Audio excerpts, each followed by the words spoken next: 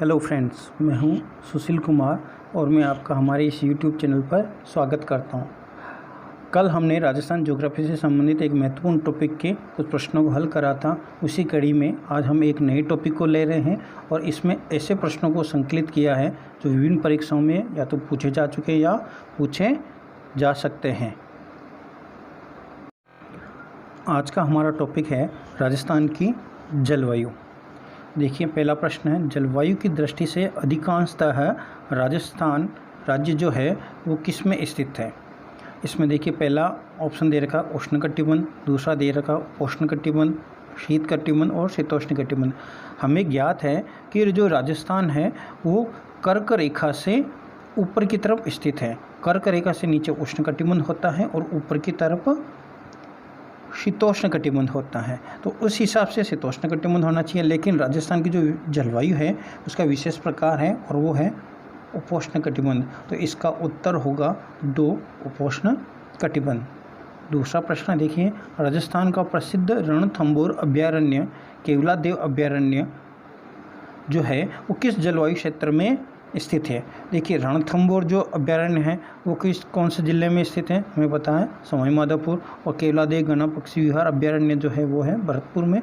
इसलिए ये दोनों जो हैं वो हमारे राजस्थान के पूर्वी क्षेत्र में आते हैं और राजस्थान के पूर्वी क्षेत्र में जो जलवायु है वो है आर्द्र जलवायु। इस कारण से इस प्रश्न का जो उत्तर होगा वो 3 आर्द्र जलवायु प्रदेश। अगला प्रश्न देखिए, राजस्थान में शीत ऋतु का औसत तापमान होता है। राजस्थान में शीत ऋतु का जो औसत तापमान होता है वो होता है 17 डिग्री से लेकर 22 डिग्री। नहीं, गलत है, ये सही आंसर होगा इसका 12 से 17 डिग्री।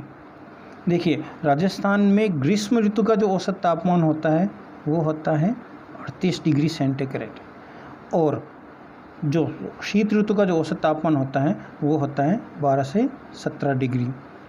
चलिए अगला प्रश्न देखते हैं।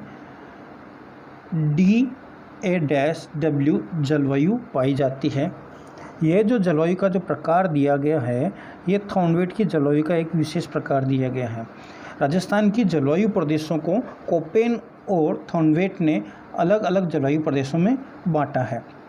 उसी कड़ी में जो थॉर्नवेट का जो जलवायु वर्गीकरण किया गया है राजस्थान के लिए, उसमें ये जो प्रकार है यह अर्ध शुष्क एवं उच्च ताप के लिए,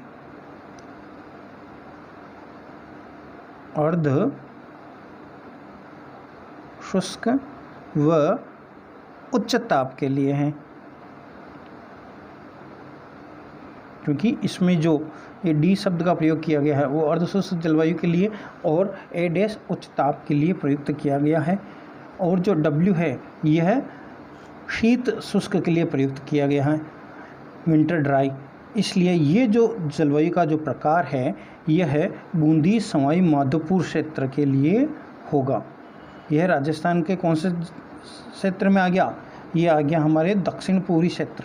इसलिए इस प्रश्न का जो उत्तर होगा वो होगा बूंदी सवाई माधोपुर, दक्षिण पूर्वी क्षेत्र के इधर हमारे अर्धशुष्क एवं उच्च ताप प्रकार की जलवायु पाई जाती है थॉर्नवेट के अनुसार। अगला प्रश्न है, राजस्थान की जलवायु दशाओं के संबंध में निम्नलिखित में से कौन सा कथन सत्य है। सत्य कथन पूछ रहा है। पहला कथन देखिए, राजस्थान की जलवायु दशाएं ताप एवं वर्षा की चरम सीमाओं से युक्त है। चरम सीमाओं से मतलब अत्यधिक। राजस्थान में अत्यधिक ताप भी होता है। जैसलमेर क्षेत्र में, चूरू क्षेत्र में हमें पता है ग्रीष्म काल में अत्यधिक तापमान होता है, 50 डिग्री सेंटीग्रेड तक भी पहुंच जाता है, उससे ऊपर भी पहुंच जाता है। तथा वर्षा की चरम सीमाओं से भी युक्त है। वर्षा में भी चरम सीमाओं की बात करें तो माउंट आबू का क्षेत्र है, हमारे झालावाड़ जिला जो है, इन क्षेत्रों में अत्यधिक वर्षा भी होती है और दैनिक तापांतर, वार्षिक तापांतर का जो मान भी है वो भी अत्यधिक होता है। अर्थात यहाँ पे तापमान और वर्षा दोनों के तापमान में उच्चतम मान और निम्नतम मान भी है। माउंट आबू के क्षेत्र में शीतकाल में 0 डिग्री से भी नीचे तापमान चला जाता है। इसलिए हमारे यहाँ पर जो है तापमान और वर्षा की चरम सीमाएँ हैं। तो ये कथन तो सत्य हुआ। अगले 3 कथनों को भी देख लेते हैं। राज्य की जलवायु उष्ण शुष्क प्रकार की है, हमने पढ़ा उपोष्ण प्रकार की है।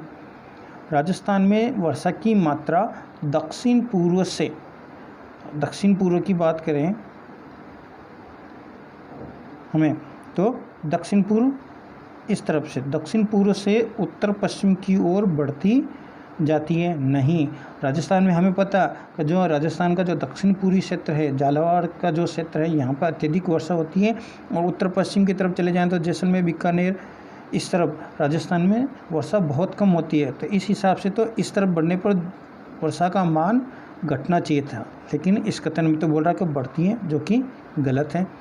और चौथा जो कथन जो दे रखा है कि राज्य की जलवायु उष्ण आर्द्र प्रकार की है, नहीं, राजस्थान में तो आर्द्र प्रकार की जलवायु कहाँ है, हमारे तो अर्धशुष्क प्रकार की जलवायु है। इसलिए हमारे इसमें केवल और केवल पहला कथन जो सत्य है, और इसमें ऐसा ही पूछा गया तो केवल एक ही सत्य कथन है, और वो है पहला। राजस्थान की जलवायु दशाएं ताप एवं वर्षा की चरम सीमाओं से युक्त हैं। चलिए छठा प्रश्न जी देखिए, राजस्थान में कौन सा भाग अरब सागर से उठे मानसून से सर्वाधिक वर्षा प्राप्त करता है?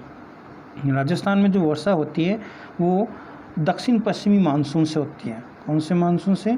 दक्षिणी पश्चिमी मानसून से।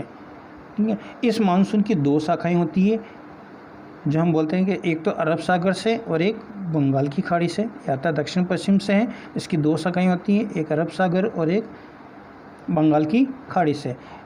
यहाँ प्रश्न जो पूछा गया है वो पूछा गया है कि अरब सागर से उठे मानसून से सर्वाधिक वर्षा प्राप्त करता। तो हमें पता है राजस्थान में अरावली जो होती है, इसके इस तरफ तो बंगाल की खाड़ी के मानसून का प्रभाव अधिक रहता है, और अरावली के पश्चिम की तरफ जो होता है वो अरब सागर से उठे मानसून का प्रभाव अधिक होता है। तो इस प्रश्न का जो उत्तर होगा वह कौन सा हो जाएगा? तो एक बात तो इसमें निश्चित हो गई कि भाई इसमें दिशा कौन सी आएगी? पश्चिम। अब हमें ये देखना कि दक्षिण पश्चिम होगा या हमारे लिए उत्तर पश्चिम हो गया। अब सामान्य सी बात है, राजस्थान में हमें पता है कि दक्षिण पश्चिम क्षेत्र है, जहाँ पे जालोर सिरोही का क्षेत्र आ गया, उदयपुर का क्षेत्र आ गया, यहाँ पे वर्षा अधिक होती है। उत्तर पश्चिम क्षेत्र में तो वर्षा कम होती है। इसलिए इस प्रश्न का जो उत्तर होगा वह होगा दक्षिणी पश्चिमी क्षेत्र, अर्थात राजस्थान के दक्षिणी पश्चिमी क्षेत्र में अरब सागर से उठे मानसून से सर्वाधिक वर्षा प्राप्त होती है। अगला प्रश्न देखिए, राजस्थान का सर्वाधिक वार्षिक तापांतर। प्रश्न में देखिए सर्वाधिक वार्षिक तापांतर की बात करिए, अर्थात वर्ष में अत्यधिक तापमान और न्यूनतम तापमान के बीच में जो अंतर होता है वह तापांतर होता है, और वो पूछा गया वार्षिक का। इस प्रश्न में अगर हम देखें तो अलग अलग भाषाओं का प्रयोग किया गया है। देखिए वार्षिक तापांतर, एक शब्द वार्षिक तापांतर का भी होता है और एक दैनिक तापांतर का भी होता है। वार्षिक तापांतर की बात करेंगे तो हमारे लिए जो उत्तर होगा वह होगा चूरू, अर्थात चूरू में वर्ष में अत्यधिक तापमान और न्यूनतम तापमान के बीच में, उच्चतम और निम्नतम तापमान के बीच में जो अंतर है वो सर्वाधिक है।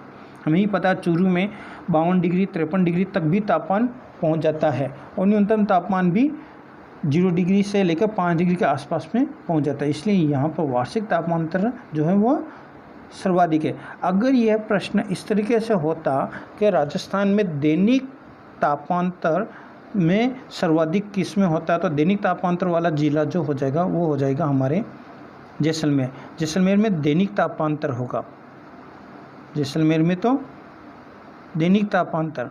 और चूरू जो है उस चूरू में हमारे कौन सा आ जाएगा? वार्षिक तापांतर। चूरू में वार्षिक तापांतर। इसलिए इस प्रश्न में जो वार्षिक तापांतर पूछा है तो हमारे लिए उत्तर हो जाएगा चूरू। ध्यान रखिएगा, वार्षिक तापांतर चूरू और दैनिक तापांतर जैसलमेर। अगला प्रश्न है, E.A-D जलवायु पाई जाती है। देखिए ये फिर प्रश्न जो है वो थॉर्नवेट की जलवायु का एक विशेष प्रकार पूछा गया है। ई का अर्थ यहाँ पर जो होता है वो होता है 25 सेंटीमीटर से भी कम वर्षा वाला क्षेत्र। देखिए अगर हमें केवल ई का पता है कि भाई ई जो प्रकार है वो थॉर्नवेट ने किस चीज़ के लिए लिया है, तो कि वो 25 सेंटीमीटर से भी कम, 25 सेंटीमीटर से भी कम वर्षा वाला क्षेत्र अगर हम बात करते हैं तो राजस्थान में कौन सा है? हमारा पश्चिमी मरुस्थलीय प्रदेश। तो इस हिसाब से देखिए अगर हम ये पता लग जाता है कि हमें पश्चिमी मरुस्थलीय प्रदेश है, तो इन जिलों में देखेंगे तो हमें पता है कि केवल और केवल कौन सा आ रहा है? बाड़मेर और जैसलमेर। तो इस प्रश्न का सही उत्तर हो जाएगा हमारा बाड़मेर जैसलमेर। ये गलत लिखा हुआ है, टाइपिंग मिस्टेक है, जैसमेर लिख दिया गया है, यहाँ पे जैसलमेर होगा। अगला प्रश्न देखिए, जून माह में राज्य के उत्तर पश्चिमी भाग में न्यूनतम वायु दाब रहता है, किस कारण से? ये देखिए, पहले तो देखिए माह कौन सा पूछा, जून माह, अर्थात गर्मी का मौसम, अर्थात कौन सा, गर्मी का समय हो गया। और क्षेत्र पूछा है उत्तर पश्चिमी भाग, उत्तर पश्चिमी भाग मतलब हमारा मरुस्थलीय प्रदेश। फिर बात करें न्यून वायुदाब रहता है, न्यून वायुदाब मतलब वायुदाब का मान कम। सामान्य ज्योग्राफी में या विज्ञान में हम जानते हैं कि जहाँ पे तापमान उच्च होता है, जहाँ तापमान का मान उच्च होता है, वहाँ पर वायुदाब अर्थात जो प्रेशर होता है वो कैसा होता है, कम होता है। सामान्य सा कारण यही है कि जहाँ तापमान अधिक होगा तो वहाँ पे वायुदाब कम होगा। तो इस दृष्टि से देखिए अब हमारे यहाँ पे तापमान जो है वो अधिक क्यों है। इसमें एक ऑप्शन दिया हुआ है, देखिए कि वायुदाब पेटियों के खिसकने के कारण, नहीं, इसका कोई प्रभाव नहीं है। सूर्यताप, दूसरा है राज्य से कर्क रेखा के गुजरने के कारण, ठीक है कि राज्य में कर्क रेखा गुजरती है तो वहाँ पे उष्णकटिबंध होता है, लेकिन हम तो उससे ऊपर की क्षेत्र में आ गए। तीसरा है सूर्य ताप की अधिक प्राप्ति एवं समुद्र तट से दूरी के कारण। यह जो ऑप्शन है वो बिल्कुल सटीक बैठ रहा है। सूर्य ताप की अधिक प्राप्ति, हमारे इस क्षेत्र में सूर्य ताप की अधिक प्राप्ति होती है, तथा समुद्र तट से दूरी भी है। समुद्र तट से जो क्षेत्र दूर होता है वहाँ पे तापमान अधिक होता है। समुद्र तट के जो पास के जो क्षेत्र हैं, जैसे भारत में हम बात करते हैं इधर महाराष्ट्र का क्षेत्र आ गया, केरल का क्षेत्र आ गया, इधर तमिलनाडु वाला क्षेत्र आ गया, इन क्षेत्रों में वायु की समुद्र तट के बिल्कुल नज़दीक होने के कारण समताप की स्थिति होती है। यहाँ पे ना तो तापमान अधिक होता है, ना ही तापमान बहुत कम जाता है, यहाँ पे समताप की स्थिति रहती है। इसलिए इन क्षेत्रों से हम दूर हैं, हमारा जो राजस्थान है वो समुद्र तट से दूर है, इस वजह से इस क्षेत्र में तापमान अधिक होगा। और अगर तापमान अधिक तो हमें पता है कि वायुदाब कैसा होगा, कम होगा। इसलिए इस क्षेत्र में वायुदाब न्यून वायुदाब रहेगा। और ये इसका सही कारण क्या हो गया, सूर्य ताप की अधिक प्राप्तियाँ समुद्र तट से अधिक दूरी के कारण। 10वां प्रश्न देखिए, राजस्थान में मानसून के प्रत्यावर्तन का समय है।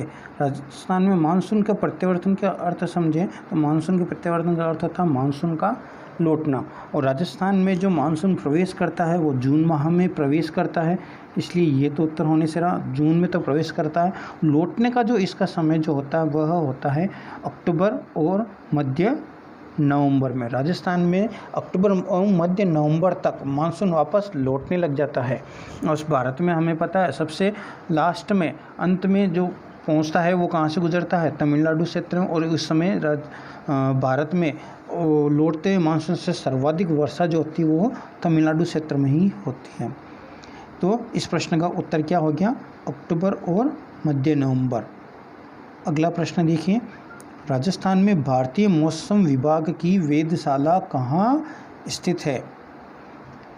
मौसम विभाग की वेधशाला की बात कर रहा है यहाँ पे, ठीक है। तो हमें पता है कि यह है कहाँ, जयपुर में।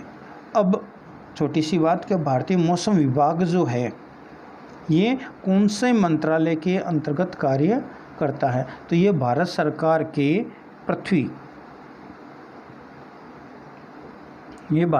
के पृथ्वी विज्ञान मंत्रालय के अंतर्गत कार्य करता है। ये ध्यान रखिए, पृथ्वी विज्ञान मंत्रालय, ठीक है। भारतीय मौसम विज्ञान विभाग की जो वेधशाला है वो तो कहाँ स्थित है, राजस्थान में, जयपुर में। और ये विभाग किसके अंतर्गत कार्य करता है, पृथ्वी विज्ञान मंत्रालय के अंतर्गत कार्य करता है, जो मौसम विज्ञान प्रेक्षण और मौसम का पूर्वानुमान और भूकंप विज्ञान का कार्यभार संभालने वाली एक एजेंसी की तरह कार्य करता है। और इसका मुख्यालय कहाँ, भारतीय मौसम विभाग का मेन मुख्यालय जो वो कहाँ पर है, दिल्ली में है, ठीक है। अगला प्रश्न देखिए, राजस्थान में सबसे शुष्क क्षेत्र कौन से जिले में स्थित है। प्रश्न में अच्छे से पढ़ना होता है हमें। इसमें पूछा है सबसे शुष्क क्षेत्र तो वो कौन सा है, हमें पता है ये फलोदी क्षेत्र में आता है, फलोदी में। और हमें पता है फलोदी कौन से ज़िले में आता है, जोधपुर। तो इस प्रश्न का उत्तर क्या हो गया हमारे लिए, जोधपुर। अगला प्रश्न देखिए,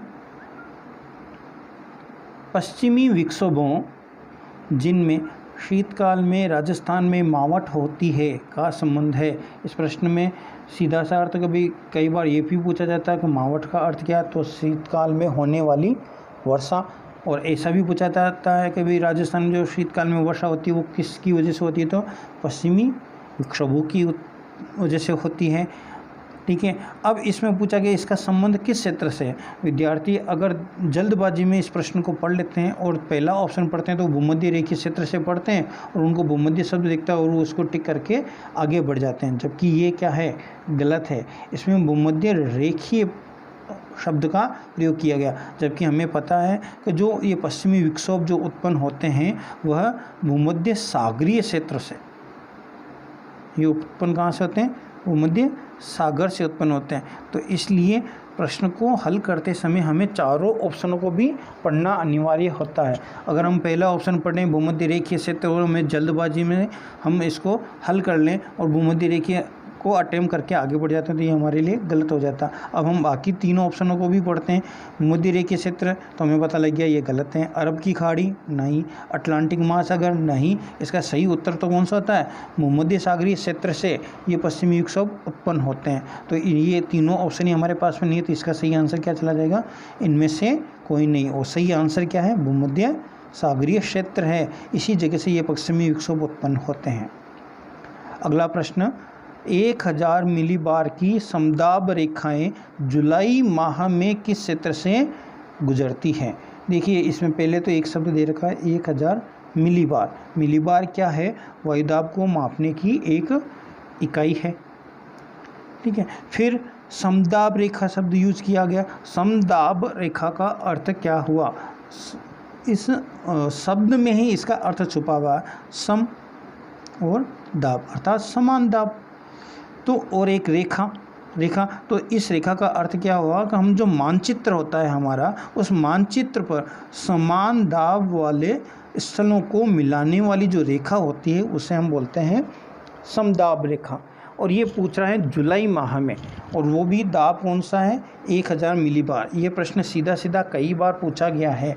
तो इस प्रश्न का सही उत्तर होता है सिरोही, चित्तौड़गढ़, कोटा, बारा का जो क्षेत्र है, इस क्षेत्र में 1000 मिलीबार की समदाब रेखा जुलाई माह में गुजरती है। अगला प्रश्न देखिए, राजस्थान में जून माह में न्यूनतम वायुदाब किस जिले में संभावित है। माह की बात करें तो जून माह अर्थात ग्रीष्मकाल। फिर बात कर रहा है न्यूनतम वायुदाब की, तो न्यूनतम वायुदाब दिखती बात है, न्यूनतम वायुदाब होगा क्योंकि तापमान क्या है, उच्च है, तो वायुदाब न्यूनतम होगा। और किस जिले में संभावित है, अब सामान्य सा हमें पता है राजस्थान में इन 4 जो ज़िले दिए गए हैं, इन चारों ज़िलों में से कौन से ज़िले में उच्चतम तापमान होगा, तो जैसलमेर में। तो जब जैसलमेर में तापमान उच्च है तो वायुदाब कैसा होगा, न्यूनतम वायुदाब। तो इस प्रश्न का सही उत्तर क्या हो गया हमारे लिए, जैसलमेर। कई बार होता है, कई प्रश्न ऐसे होते हैं जिनका हमें सीधा उत्तर नहीं होता, तो हम उसका एक अलग तरीके से उसके अन्य कड़ियों को जोड़कर उस प्रश्न का उत्तर निकाल लेते हैं। मुझे न्यूनतम वायुदाब नहीं समझ में आ रहा था, लेकिन मुझे ये ध्यान था कि जैसलमेर क्षेत्र में तापमान उच्च होता है, इसलिए तापमान उच्च है तो न्यूनतम वायुदाब यहीं पर होगा। अगला प्रश्न देखिए, राजस्थान में कौन सी वर्षा रेखा राजस्थान को 2 हिस्सों में बांटती है। यह प्रश्न भी अगर कोई व्यक्ति जल्दबाजी में हल करता है तो सामान्यतया वो इसका जल्दबाजी में उत्तर देगा 50, क्योंकि हम शुरू से ही हमें ये पढ़ाया जाता है कि 50 सेंटीमीटर वर्षा रेखा राजस्थान को 2 हिस्सों में बांटती है। तो व्यक्ति जल्दबाजी में इस प्रश्न को हल करेगा और 50 हमें ऑप्शन दिखेगा और इसको टिक करके आगे बढ़ जाएगा। लेकिन हमने जैसे अभी मैंने भी बोलते समय मुझे ध्यान था कि मैंने बोला क्या था, 50 सेंटीमीटर वर्षा रेखा, लेकिन इस प्रश्न में देखिए उसने सेंटीमीटर नहीं लिख के लिख रखा है, अर्थात मुझे इस 50 cm को, सेंटीमीटर को mm में बदलना पड़ेगा। तो हमें ध्यान है कि 1 सेंटीमीटर में कितने हो जाएंगे, 10 mm, तो 50 सेंटीमीटर में हो जाएंगे 50 × 10 500, तो 500। तो इस प्रश्न का सही उत्तर क्या हो जाएगा मेरे पास में 500 mm वर्षा रेखा जो होगी वो राजस्थान को 2 हिस्सों में बांटती है। अब थोड़ा सा इस वर्षा रेखा के बारे में देख लेते हैं। हमें पता है राजस्थान में अरावली पर्वतमाला राजस्थान को 2 भागों में बांट देती है। अरावली के पश्चिमी क्षेत्र में वर्षा बहुत कम होती है और अरावली के पूरी क्षेत्र में जो होगा वहाँ पे वर्षा अधिक होती है। और इसी अरावली के पास में ही पश्चिमी भाग पर ही हमारी 50 सेंटीमीटर वर्षा रेखा है। इसके इस तरफ पश्चिम में तो वर्षा का मान धीरे धीरे कम होता जाएगा। बीच में एक और आएगी, वो 25 सेंटीमीटर वर्षा रेखा होगी जो हमारे इस पश्चिमी मरुस्थल को 2 हिस्सों में बांट देगी, शुष्क और अर्धशुष्क में, ठीक है। और फिर जो 50 सेंटीमीटर के इस तरफ है तो इस तरफ 50 सेंटीमीटर से अधिक वर्षा होती है और इस तरफ अरावली के पश्चिमी भाग में 50 सेंटीमीटर से कम होती है। तो इसलिए हम ये कह देते हैं कि जो 50 सेंटीमीटर या 500 mm वाली वर्षा रेखा जो है वो राजस्थान को 2 हिस्सों में बांटती है। तो सही उत्तर हो गया हमारा यहाँ पर 500 mm।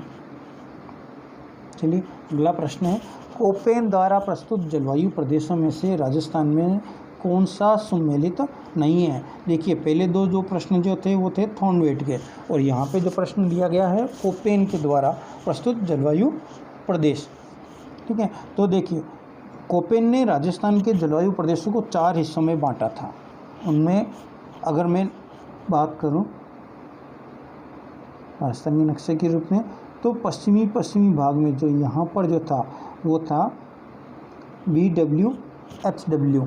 और देखिए हमें पता पश्चिमी मरुस्थल में जो है ये क्षेत्र कौन सा होता है, शुष्क मरुस्थल। तो यहाँ पे BWHW जो है वो शुष्क मरुस्थल के लिए प्रयुक्त किया गया। तो ये कथन सत्य है। फिर इसके आगे की तरफ बढ़ते हैं तो यहाँ पर आता है BSHW, यह अर्ध शुष्क मरुस्थल। हमें पता ये अर्ध शुष्क मरुस्थल है। इसमें एक विशेष शब्द देखिए एस शब्द का प्रयोग किया गया, यह स्टेपी जलवायु के लिए। ये अलग से भी एक और कई बार प्रश्न पूछा गया कि स्टेपी प्रकार की जलवायु राजस्थान में कौन से क्षेत्र में, तो BSHW वाला क्षेत्र और अर्ध शुष्क मरुस्थल वाला क्षेत्र है। फिर अरावली आ जाती है। अरावली के इस तरफ पूरी भाग में ये जो क्षेत्र है यहाँ पर हमारे मिलती है CWG प्रकार की। इसमें C कैपिटल आएगा, यहाँ पे छोटा लिखा हुआ है, C कैपिटल में आएगा। CWG प्रकार की जो जलवायु प्रदेश है वो होता है हमारे इस क्षेत्र अरावली के इस तरफ। तो अब ये यहाँ पे ऑप्शन में दे रखा उत्तरी राजस्थान, जबकि ये गलत हो गया। यहाँ पे सही होना चाहिए था दक्षिण पूर्वी या पूर्वी राजस्थान होता तो सही हो जाता। तो यहाँ पे ये जो जोड़ा है वो सम्मिलित नहीं है। तो इस प्रश्न में गलत कौन सा, यानी कि सही जोड़ा नहीं है वो कौन सा है, CWG उत्तरी राजस्थान। यहाँ पे उत्तरी की जगह दक्षिण पूर्वी या पूर्वी राजस्थान होता तो सही माना जाता। और AW जो है वो दक्षिणी राजस्थान में है। यहाँ पे आर्द्रता अधिक होती है तो इसलिए ये क्षेत्र सही है। तो इस प्रश्न का सही उत्तर हो गया CWG उत्तरी राजस्थान, जोड़ा गलत है। अगला प्रश्न, राजस्थान में सर्वाधिक वर्षा किस प्रकार की पवनों से होती है। सर्वाधिक वर्षा किस प्रकार की पवनों से होती है। राजस्थान में जो सर्वाधिक वर्षा होती है वो दक्षिणी पश्चिमी मानसूनी हवाओं की वजह से होती है। तो यहाँ पे इस प्रश्न में सही उत्तर हो जाएगा हमारा मानसूनी पवनें, दक्षिणी पश्चिमी मानसून से। राजस्थान में जो वर्षा होती है दक्षिणी पश्चिमी मानसून से वर्षा काल में होती है ये, और पश्चिमी विक्षोभ से हमारे शीतकालीन वर्षा होती है। लेकिन ये अधिक नहीं होती है। हमारे जो वर्षा होती है वो मेन कौन सी होती है, मानसूनी पवनों से ही वर्षा होती है। अगला प्रश्न, राजस्थान में सितंबर की अवधि में पूर्व से पश्चिम की ओर निम्न में से किसकी मात्रा में निरंतर कमी होती है। माह की बात करा तो सितंबर माह की दिशा कौन सी पूछी है, पूर्व से पश्चिम, अर्थात हम पूर्व से पश्चिम की तरफ बढ़ते हैं राजस्थान में। तो निम्न में से किसकी मात्रा में निरंतर कमी आती है। देखो कमी की बात कर रहा, तो पहला ऑप्शन देखिए तापमान।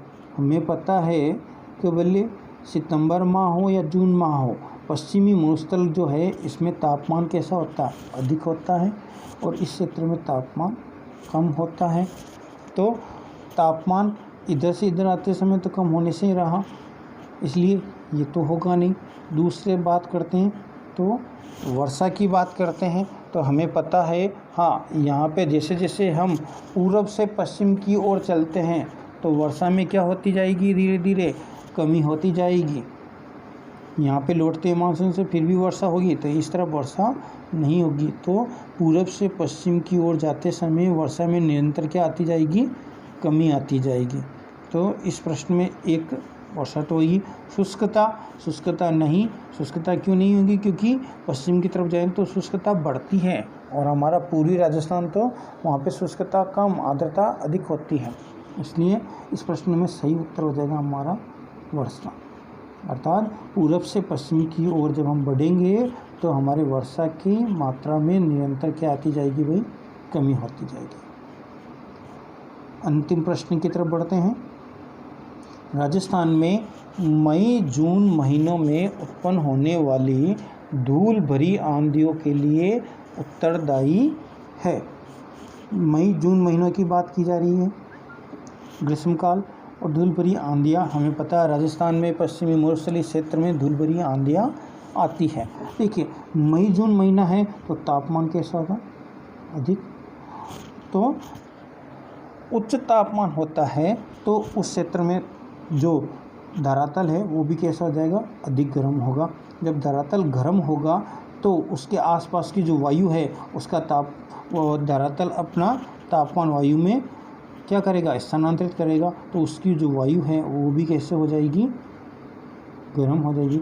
और जब वायु गर्म होती है, तापमान ग्रहण कर लेती है, तो वह फैलती है, वायु फैलेगी और वो क्या करेगी, गति करेगी और ऊपर की तरफ बढ़ेगी। क्योंकि वायु जब फैलती है तो हल्की हो जाती है, और हल्की हो जाएगी तो वो ऊपर की तरफ गति करेगी। तो इस प्रकार ये जो गति होती है वायु की ग्रीष्मकाल में तापमान के उच्च होने के कारण, तो उसको हम बोलते हैं संवहनीय धाराएं। इससे वायु की संवहनीय धाराएं उत्पन्न होती है, और जब ये जो संवहनीय धाराएं उत्पन्न होती है, वायु ऊपर उड़ती है हल्की होकर अधिक तापमान की वजह से, तो उसकी वजह से क्या होती है, आंधियाँ आती हैं। तो पहला ऑप्शन तो हो गया। दूसरा, अरावली पहाड़ियाँ दक्षिणी पश्चिमी हवाओं के समानांतर हैं, तो इसका तो कोई कारण नहीं है। दक्षिणी पश्चिमी हवाओं के समानांतर होने के कारण तो हम तो बोलते हैं कि राजस्थान के पश्चिमी भाग में वर्षा नहीं हो पाती। ये हो गया। अति तीव्रगामी पूर्वी हवाओं की उत्पत्ति होने से तो इसका कोई संबंध ही नहीं है। तो इसलिए कुछ स्थानों पे जो संवहनीय धाराएं अत्यधिक तापमान की वजह से वायु गर्म होकर ऊपर उठती है, उस वजह से संवहनीय धाराएं उत्पन्न होती हैं, और उस वजह से धूल भरी आंधियाँ भी आती हैं। तो इस प्रश्न में केवल पहला जो कथन है वो सही है, तो इसलिए हमारा उत्तर कौन सा सही हो जाएगा, 3, जिसमें पहला कथन सत्य माना गया है। इन प्रश्नों से संबंधित और अधिक विस्तृत जानकारी के लिए आप हमें कमेंट कर सकते हैं। आप वीडियो से संबंधित अपने विचार भी अवश्य प्रकट करें, ताकि हमें और अधिक प्रोत्साहन मिले। आपके विचार हमारे लिए सराहनीय हैं। आप हमसे सीधे व्हाट्सएप ग्रुप में भी संवाद कर सकते हैं। हमारे मोबाइल नंबर इस प्रश्न पत्र में नीचे की तरफ दिए गए हैं। जल्द ही इन विषयों से संबंधित विभिन्न कक्षाएं भी प्रारंभ की जाएगी। उनके वीडियोज़ इस YouTube चैनल के माध्यम से आपको पहुंचाए जाएंगे। इसलिए आप हमारे इस चैनल को लाइक एंड सब्सक्राइब जरूर करें तथा अपने मित्रों के साथ भी इसे शेयर करें। धन्यवाद।